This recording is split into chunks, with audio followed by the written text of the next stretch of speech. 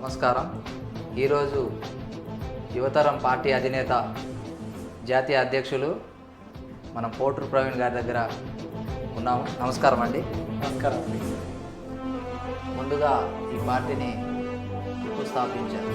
ఇది 2019 జనవరి 25వ తారీఖున స్థాపించడం జరిగిందండి. మన ఢిల్లీలో, అదేవిధంగా హైదరాబాద్లో ఎలక్షన్ కమిషన్ దగ్గర రిజిస్టర్ చేయించడం అనేది జరిగింది. గుర్తింపు అయితే రికగ్నైజేషన్ ఉంది. రిజిస్టర్డ్ అవునండి. రికగ్నైజేషన్ అంటే ఏదైనా మనం గెలిచిన తర్వాత కొన్ని స్థానాలు తర్వాత రికగ్నైజేషన్ వస్తుంది, లైక్ జనసేన లెక్క. అంతే. మీ క్వాలిఫికేషన్? అది ఎంటెక్ ఎంఎస్డబ్ల్యూ అయిపోయిందండి, డబుల్ పీజీ అయిపోయింది. బీటెక్ ఎక్కడ చేశారండి? Abdul Kalam college, Abdul Kalam institute of technological సైన్స్లో బీటెక్, అక్కడే ఎంటెక్ చేశానండి. ఆచార్య నారాయణ యూనివర్సిటీలో ఎంఎస్డబ్ల్యూ చేయడం జరిగింది, social work, master of social work. అసలు పార్టీ స్థాపించాలనే ఉద్దేశం ఎందుకు వచ్చింది మీకు? పార్టీ అనేది ఎందుకు స్థాపించాలనుకున్నా అంటే, నేను అందరికీ లోక్సత్తా పార్టీలో పనిచేయడం జరిగిందండి. వాళ్ళు ఎలక్షన్లో పార్టిసిపేట్ చేయమని అన్నప్పుడు మనకి ప్రజల దగ్గరకు వెళ్ళి ఒక పొలిటికల్ పార్టీ అనేది ప్రజలలో ఉండాలి అంటే ఎలక్షన్లే మ్యాండేటరీ. మనం ప్రజల్ని దానికి సన్నద్ధం చేయాలి, పార్టీని వాటికి సన్నద్ధం చేయాలి తప్ప దాంట్లో నుంచి పక్కకు రావడం అనేది కరెక్ట్ కాదనే ఉద్దేశంతో అక్కడి నుంచి మళ్ళీ మేము ఆలోచించుకొని మాకే ఒక వేదిక ఉంటే బాగుంటుంది.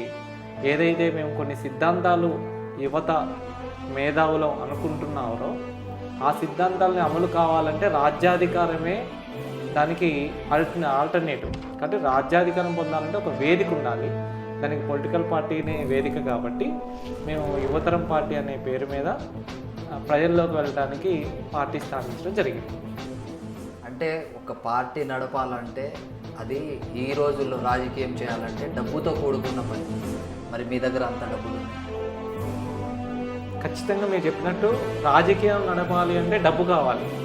కానీ డబ్బు ఉంటేనే రాజకీయం చేస్తాము, డబ్బుతోనే రాజకీయం చేయగలం అన్నది మాత్రం నేను ఎప్పటికీ కూడా దాన్ని ఖండిస్తాను. అది వాస్తవం కాదని చెప్తున్నాను. దాంట్లో చాలా ఎగ్జాంపుల్స్ కూడా చూసుకున్నాం మనం. ఢిల్లీలో అన్నా హజారే ఆమ్ ఆద్మీ పార్టీ కావచ్చు, తర్వాత లోక్సత్తా పార్టీ కావచ్చు, తర్వాత మేము కూడా ఇప్పుడు మా దగ్గర ఉన్నటువంటి కొంత డబ్బుతోనే, అంటే మేము ఖర్చు పెట్టుకున్న కొంత ఖర్చులు తగ్గించుకొని మిగిలించుకున్న డబ్బుతోనే మేము ప్రజల్లోకి వెళ్ళి రాజకీయం అనేది చేస్తున్నాం. ప్రజలకు కావాల్సింది, ప్రజలకి అలవాటు చేయవలసింది కూడా ఒక మంచి రాజకీయం. 100 మంది అదే రాజకీయం, డబ్బు రాజకీయం చేస్తున్నారని అది నిజమని చెప్పడానికి లేదు, అది కరెక్ట్ అని చెప్పడానికి లేదు. దానికి ఆల్టర్నేటివ్నే యువతరం పార్టీ. ఆ రాజకీయాల నుంచి ప్రజల్ని మంచి రాజకీయాలకు తీసుకెళ్ళటం, అవినీతి లేని రాజకీయాలకు తీసుకెళ్ళటం, ఒక మంచి సిద్ధాంతాలు అంటే విద్యా వ్యవస్థలో కానివ్వండి, వ్యవసాయ వ్యవస్థలో కానివ్వండి, అన్ని వ్యవస్థల్లో కూడా మార్పు తీసుకురావాలి అనే ఉద్దేశంతోనే మేము ఈ పార్టీని ముందుకు తీసుకెళ్ళడం జరుగుతూ ఉంది. నాకు ఒక సమాచారం వచ్చింది. జనరల్గా కొంతమంది మీరు యువసేన ఆశ్రమం నడుపుతున్నారు, దాని నుంచి వచ్చే నిధులు ప్రవీణ్ పక్కన మళ్ళించి దీంట్లో కొంచెం ఆయన స్వలాభం కోసం చేస్తున్నారు.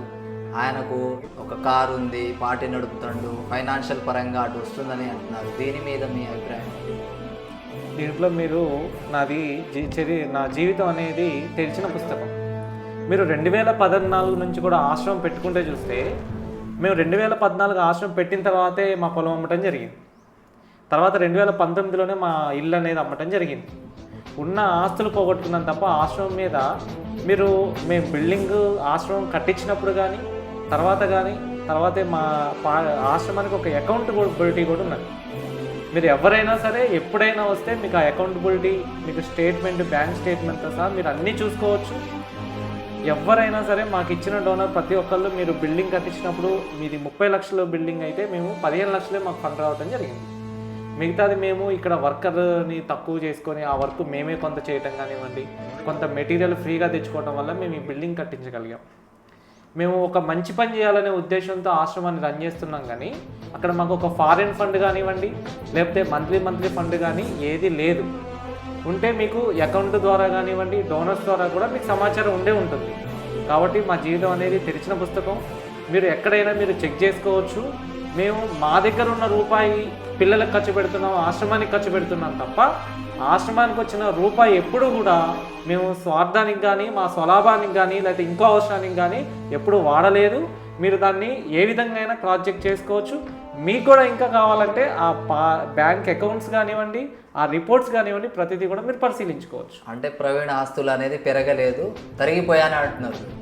ఖచ్చితంగా మీరు అది రికార్డెడ్గా మీరు చూసుకోవచ్చు. అరే సినిమాలు చేస్తే నాకు డబ్బు వస్తే పార్టీ నడుపుతా అని మాటలు అన్నారు. అంటే మీరు ఒక పార్టీని స్థాపించారు. ఒక పార్టీ స్థాపించి దాన్ని జనాల్లో తీసుకొని వెళ్ళాలంటే దానికి ఈ రోజుల్లో రాజకీయం అనేది డబ్బుతో కూడుకున్నది, అది మీకు కూడా తెలుసు. దీన్ని మీరు ఎలా ఓవర్కమ్ చేస్తున్నారు? మా పార్టీకి డబ్బు కానీ అన్నీ కూడా బలం ప్రజలే అనుకుంటున్నాం. మా సిద్ధాంతమే మేము బలంగా పెట్టుబడిగా పెట్టి మేము ప్రజల్లోకి వెళ్తున్నాం. మా శ్రమని మా సిద్ధాంతాన్నే మేము పెట్టుబడిగా పెట్టదలుచుకున్నాం తప్ప డబ్బు రాజకీయం చేయదలుచుకోలేదు. మా సిద్ధాంతాన్ని ప్రజలు నమ్ముతారని మాకు ప్రగాఢ నమ్మకం ఉంది, వాళ్ళు ఆదరిస్తారని కూడా మాకు నమ్మకం ఉంది. ఈసారి స్థానిక సంస్థల్లో మరి పోటీ చేస్తున్నారా మీరు? ఖచ్చితంగా మేము ప్రతి ఎలక్షన్లో, మేము గతంలో కూడా హుజురాబాద్ బై ఎలక్షన్లో కానివ్వండి, ఎమ్మెల్సీ బై ఎలక్షన్లో కానివ్వండి, జనరల్ ఎమ్మెల్యే ఎలక్షన్లో కానివ్వండి, ఎంపీ ఎలక్షన్లో కానివ్వండి కొన్ని స్థానాల్లో పోటీ చేయడం జరిగింది. ఈసారి ఇంకా ముందడిగేసి అన్ని స్థానిక సంస్థల ఎన్నికల్లో పోటీ చేస్తాము. మా యొక్క సిద్ధాంతాలను కూడా ఇంకా బలంగా ప్రజల్లో తీసుకెళ్తున్నాము. అన్ని జిల్లాల్లో కూడా కమిటీలు ఏర్పాటు చేసుకున్నాము, ఎలక్షన్ కమిటీలు కూడా ఏర్పాటు చేసుకుంటున్నాము. రాబోయే రోజుల్లో ఖచ్చితంగా రాజ్యాధికారం అనేది చేజించుకొని మరో ప్రపంచంలోకి ప్రజలను తీసుకెళ్ళి ఖచ్చితంగా గతంలో ఉన్న పార్టీలకి మా పార్టీకి పరిపాలన వ్యవస్థలో మార్పు అనేది తీసుకొచ్చి చూపిస్తాము. ఓకే అండి ప్రవీణ్ గారు, మీరు ఖచ్చితంగా రాజ్యాధికారం దిశగా పయనించాలి, మీరు మరిన్ని విజయాలు చేకూర్చాలని కోరుకుంటూ ఇంతటితో ముగిస్తాం. ధన్యవాదాలు.